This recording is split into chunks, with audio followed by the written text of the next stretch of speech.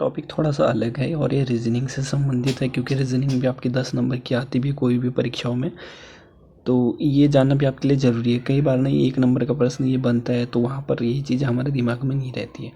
तो रीजनिंग में जैसे जैसे हिंदी में स्वर और व्यंजन होते हैं ना, तो वैसे ही अंग्रेजी में भी स्वर और व्यंजन होते हैं। तो व्यंजनों की तो उतनी ज़रूरत नहीं पड़ती है, लेकिन जो स्वर होते हैं, और ये ज़्यादा नहीं, ये 5 ही होते हैं, लेकिन इनकी ज़रूरत आपको रीजनिंग में कई बार कई प्रश्नों पर बनने को देखने को मिलती है। तो तो जैसे अंग्रेजी में स्वर होंगे आपके 5, आपका ए हो गया, ई हो गया, आई हो गया, ओ यू। तो ये 5 आप याद कर लीजिएगा, ये स्वर हैं, ए ई आई ओ यू। ठीक है। और उसके बाद दूसरी चीज़ देखते हैं, ये जो कि आपके लिए सबसे महत्वपूर्ण है, तो इनका क्रमांक कि कौन से नंबर पाते हैं और एक दूसरे के विपरीत जो अंग्रेजी में शब्द हैं वो कौन कौन से हैं, ये भी आपको याद रखने की बहुत ज़रूरत है।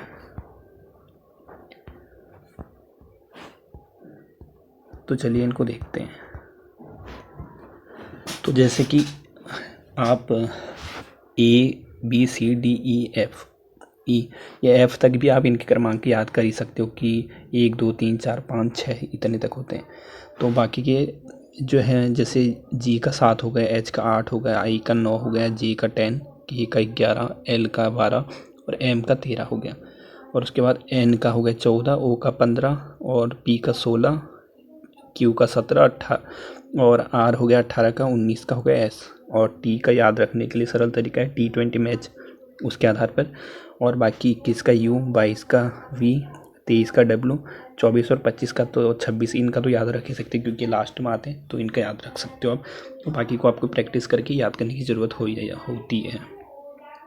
और एक तो आप अपने नाम से भी कर सकते हो, जैसे आपका नाम जिस भी अक्षर से शुरू होता है तो वो भी आपको याद रह ही सकता है। तो आप देखते हैं इनके विपरीत कौन कौन से वो हैं। तो जैसे ए का उल्टा हो गया जेड, तो ये तो याद हो ही जाएगा। बी का जैसे बाई, BY, इससे याद रख सकते हो। और CX का हो गया क्रैक्स जैसे होता है, तो आपके दिमाग में आ जाएगा कि CX होगा। और ड्रॉ के हिसाब से आप DW को याद कर सकते हैं। और EVM मशीन जो होती है ना, उसी हिसाब से EV इसको आप कैच कर सकते हो।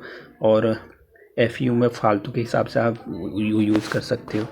और GT रोड के हिसाब से, जैसे GT रोड है ना, उस हिसाब से आप इसको GT के हिसाब से कर सकते हो। और HS का हरभजन सिंह, ये भी आपको याद रहेगा। और IR इंडियन रेलवे, इस हिसाब से याद कर सकते हो। और J का Q, जैक कैलिस को तो आप सभी पहचानते होंगे ना, क्रिकेटर था जैक कैलिस, उस हिसाब से याद रख सकते हो।